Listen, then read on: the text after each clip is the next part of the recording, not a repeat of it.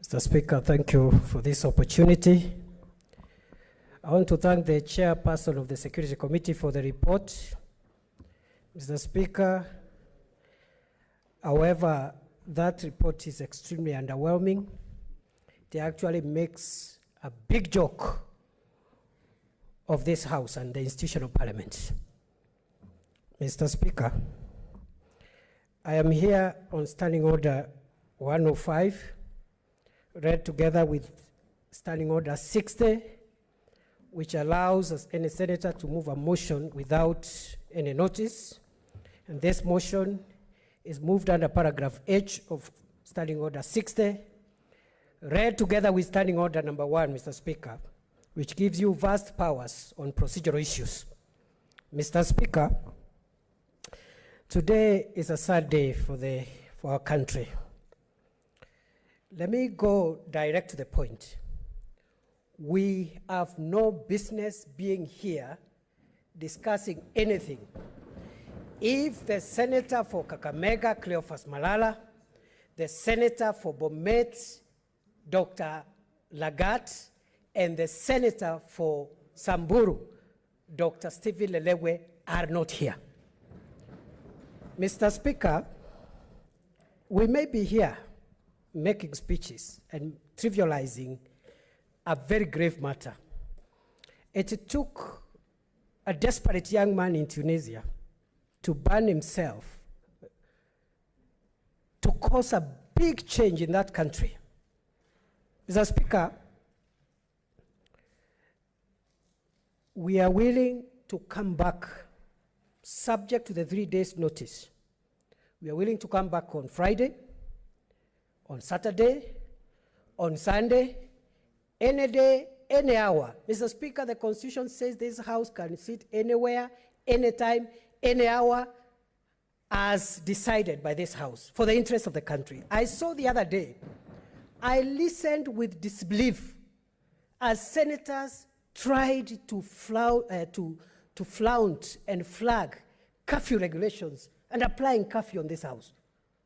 Mr. Speaker, if this House is called to decide whether or not the president should deploy the Kenya Defense Forces in war to defend our country, this House can meet at 4 a.m. in the morning, any day, with curfew, without curfew.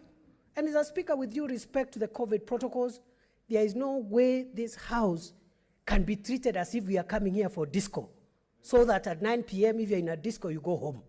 Mr. Speaker, Parliament of Kenya must face the executive head-on. The Parliament of Kenya must face the judiciary head-on. There is no way we are going to entertain any arm of government to run this institution. We will not allow it.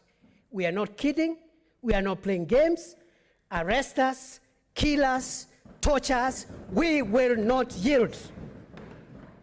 Mr. Speaker, the kind of anger we have caused in this country, I dread, God forbid, is the kind of anger that made the citizens of Burkina Faso to burn down parliament. And when the president of Burkina Faso, that was 3 years ago, I'm not talking about prehistory. When the president of Burkina Faso heard the parliament is in flames, he fled. His name is Blaise Compaoré. That's how he was voted out of office, by fire. Mr. Speaker, by fire, by force. Bring the senator of Kakamega, bring the senator of Samburu, and bring the senator of Bomet. Mr. Speaker, I move that this House adjourn until when our 3 colleagues will be here. Mr. Speaker, I don't want to belabor the point. I know the trick those who are peddling a dangerous formula of dividing revenue in this country are using. They think without these 3, they have 24 senators to pass this ugly formula. We will not allow it. Mr. Speaker, I have before me here a letter which you have received in your office 10 minutes ago from the senator of Kakamega, Cleophas Malala, saying nobody should try to vote in his place. And I'm going to table it. It's received in your office. We cannot come here and trivialize a serious constitutional institution like the Senate. We cannot. And Mr. Speaker, today, history is before you. Today, destiny is staring at you. As the Speaker, who will deliver this Senate from the bondage of malevolent and capricious men.